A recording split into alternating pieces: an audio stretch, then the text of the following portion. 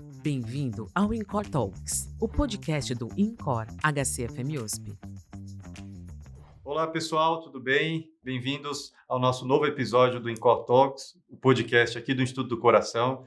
Eu sou Guilherme Bride, eu sou médico pneumologista aqui do hospital e hoje eu tenho o prazer de receber aqui nos nossos estúdios o Dr. Bruno Guedes Baldi, ele que é médico do grupo de doenças intersticiais aqui da disciplina da pneumologia e também do InCore, e é o especialista em doenças císticas, principalmente linfangioleuminhomatose.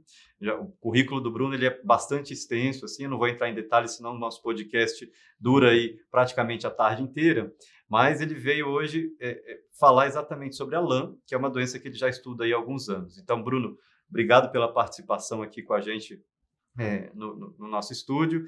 E para a gente começar a nossa conversa, eu queria que, como a gente vai falar sobre LAM, né, uma atualização aí do manejo, do segmento desses pacientes, ultimamente a gente tem visto que a prevalência da doença parece que é um pouco subdiagnosticada, né? Alguns estudos mostraram isso, e aqui no nosso centro de referência a gente tem, por ser referência, a gente tem um número aí importante de pacientes. Como que você vê essa questão aí da doença como um subdiagnóstico? Como é que a gente identifica esses pacientes com LAM? Como é que a gente reconhece mais esses pacientes até para pensar aí no diagnóstico? Obrigado, Bride, pelo convite. Acho que é importante esse tipo de divulgação para a gente explicar mais sobre algumas doenças que são doenças órfãs, doenças raras e pouco valorizadas aí no nosso meio.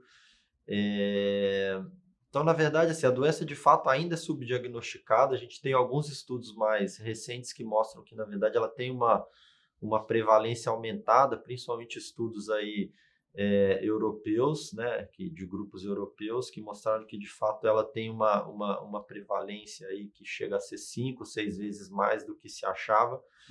E, muito provavelmente, isso acontece por uma série de fatores. Primeiro, porque, de fato, não se pensa no diagnóstico, né? Muitas dessas pacientes elas são tratadas como portadoras de asma e DPOC, que são condições muito mais frequentes, e acaba não se pensando no diagnóstico. E também pelo fato de ser uma doença ainda muito pouco conhecida, mesmo entre os pneumologistas. Então, agora, por outro lado, isso tem mudado um pouco, porque com a expansão aí da tomografia, principalmente aí depois do Covid, né, que O acesso, né? muito mais pacientes acabaram fazendo tomografia. Isso provavelmente levou ao aumento de diagnóstico de doenças císticas, que é o que a gente tem visto no nosso meio, às vezes até por outras causas, e aí a gente acaba identificando mais pacientes, investigando mais, e a gente consegue, de alguma forma, divulgar mais a doença, facilitando o reconhecimento. Justo. Bruno, você comentou que o aumento e o acesso da tomografia facilita no diagnóstico da LAM, né, da linfangio, mas quando a gente se depara com aquela tomografia cheia de cisto ali, né, só a tomografia é suficiente para o diagnóstico ou você acha que... Você acha não? Como que a gente pensa e faz o diagnóstico desses pacientes a partir da tomografia? Acho que esse é um ponto importante, que a gente vê, às vezes, essas pessoas querendo dar o diagnóstico de LAM só com base na tomografia, sem nenhum outro achado, né? Então, para a confirmação do diagnóstico, a gente precisa ter a combinação de outros fatores, além da tomografia clássica. A gente viu até num estudo aqui nosso, numa série de casos, que tem pacientes, principalmente com bronquiolite, que eles têm a tomografia exatamente igual a de pacientes com LAM. É uma situação menos frequente, mas ela pode acontecer. Então, a gente precisa de ter a combinação de outros achados para confirmar o diagnóstico de LAM, além da tomografia. Então, presença de angiomiolipoma renal, presença de quilotórax, presença de alguns tumores linfáticos abdominais, ou presença do complexo de esclerose tuberosa, que é uma doença genética, né, autossômica recessiva. Se eventualmente não tiver nenhum desses achados, a gente pode utilizar a dosagem sérica de um marcador de proliferação linfática, chamado VGFD. Se esse marcador tiver aumentado, ele confirma o diagnóstico. Agora, se não tiver nenhum desses achados, nem marcadores clínicos, nem o VGF aumentado, a gente precisa realizar uma biópsia pulmonar para confirmar o diagnóstico, que pode ser por broncoscopia ou eventualmente uma biópsia cirúrgica. Mas só a tomografia não é suficiente para confirmar. Tá. Bacana. E assim, a partir do momento que a gente tem o acesso ao diagnóstico, acho que é importante também a gente pensar no tratamento, se é que há indicação de tratamento daquela paciente, né? Até porque hoje o acesso ao tratamento também é um pouco mais fácil. E geralmente, né, o tratamento atual ele envolve aí as medicações que inibem a via da mTOR, né? Isso já ficou bem estabelecido. Agora, quando que eu penso que a paciente com LAM precisa de tratamento? Quando indicar o tratamento, assim, desses casos, e como que você avalia, né, a resposta, ou enfim, segue essas pacientes que estão sob tratamento? Então, geralmente o tratamento ele é à base dos inibidores de mTOR, né, que é uma proteína envolvida aí na fisiopatologia da doença. E o principal medicamento que a gente tem é um medicamento que chama sirolimo, que é um antiproliferativo, que muito usado em transplantado e que tem estudos que mostraram eficácia na LAM.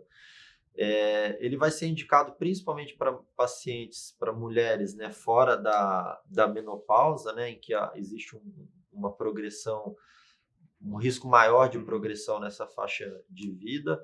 E ele vai estar indicado principalmente quando existe uma perda de função pulmonar 3 vezes acima do esperado, uma perda anual, que seria aí uma queda do VF1 acima de 90 cml ao ano, ou eventualmente a gente pode indicar também quando esse VF1 está abaixo de 70%, com uma piora progressiva da função pulmonar, e a gente vai ter indicação também para situações fora do pulmão, principalmente quando se tem angiomiolipoma renal, que é um tipo de tumor benigno, mas que pode levar a sangramento acima de 4 centímetros, e para outras manifestações linfáticas, tipo quilotórax, que levando a sintomas. Essas são as principais indicações de tratamento, e a gente observa, principalmente em relação à resposta, se a gente consegue uma estabilidade da função pulmonar, né, se a paciente para de perder função pulmonar, e se essas outras manifestações extrapulmonares, se elas regridem e estabilizam. Geralmente, para esse quadro extrapulmonar, existe uma melhora mesmo, né? As lesões costumam reduzir bastante, tem uma resposta muito boa. Legal. E uma dúvida que é, às vezes, frequente também entre as pacientes é em relação à gravidez. A gente sabe que a gravidez pode levar aí à piora da doença, enfim, ativação da doença em si.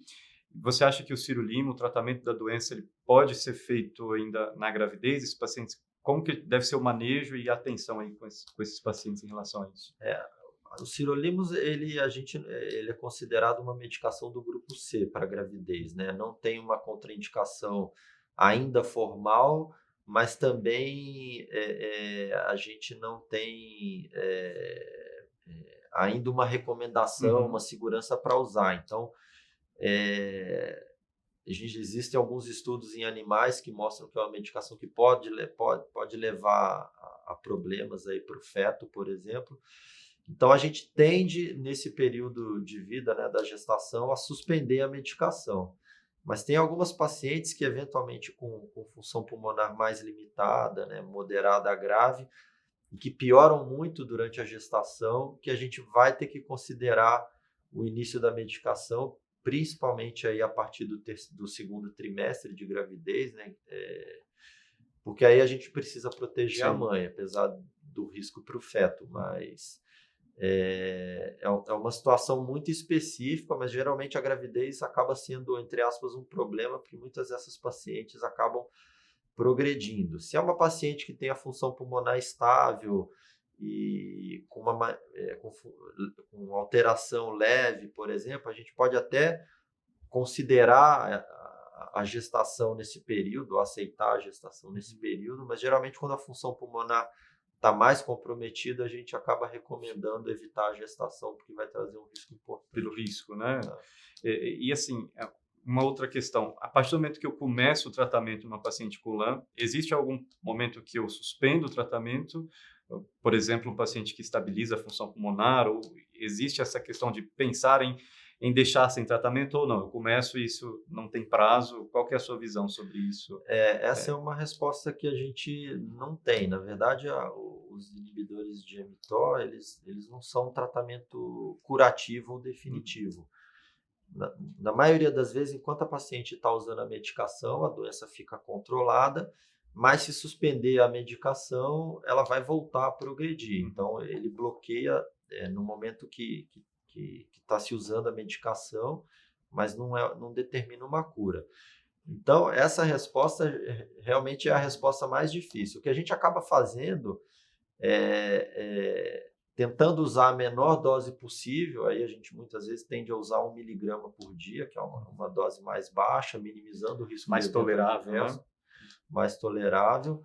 E a gente tende a seguir o uso da medicação até a menopausa, que é um período que a doença ela tende a ficar fora de atividade, e depois da menopausa a gente vai reduzindo a dose, vai acompanhando a progressão da doença, e se eventualmente a situação continuar estável, a gente tende a suspender a medicação. Mas geralmente o sirolimus é uma medicação segura para usar, mesmo quando a gente tem, inclusive, estudos e experiência mostrando que usa a longo prazo que é uma medicação segura. Bacana. E não tem tanta toxicidade, não, né? Principalmente nas pacientes com LAM.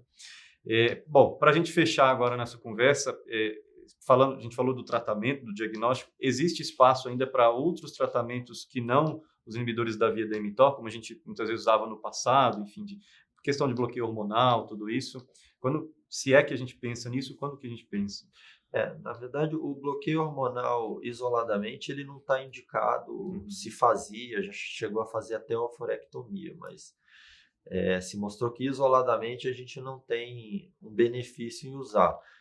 Tem estudos agora em andamento combinando o bloqueio hormonal, né? Só lembrando que é uma doença que está muito relacionada ao estrógeno, por isso que o bloqueio hormonal, teoricamente, poderia ser um tratamento possível, mas tem estudos agora combinado ao sirolimus para avaliar a resposta, se esse tratamento combinado tem efeito, mas ainda a gente não tem resposta. E tem outros estudos avaliando aí a resposta nesse tipo de paciente, atuando em outras vias da fisiopatologia, por exemplo, com hidroxicloroquina, até com estatina, mas que a gente ainda não tem uma resposta definitiva. Então, até o momento, os inibidores de mTOR são um único tratamento. Mas o que eu acredito, assim, pessoalmente, é que no futuro a gente vai ter um tratamento combinado como a gente tem para outros tumores, atuando em diversas vias da fisiopatologia da doença, mas a gente ainda não tem indicação para fazer qualquer tipo de tratamento combinado. Bacana. Acho que é super importante até para a gente rever essas questões e também do segmento das pacientes, não só no nosso centro, mas também para outros pneumologistas aí que acompanham pacientes com LAM, né? Bruno, muito obrigado aqui pela sua participação. É sempre um prazer e uma honra conversar com você, né? Então, a gente sempre aprende bastante aí nesse período. Obrigado aí pelo convite, pela oportunidade. Obrigado, pessoal. Até o nosso próximo episódio. Tchau, tchau. Você ouviu o podcast InCor Talks, o podcast do InCor HCFM USP.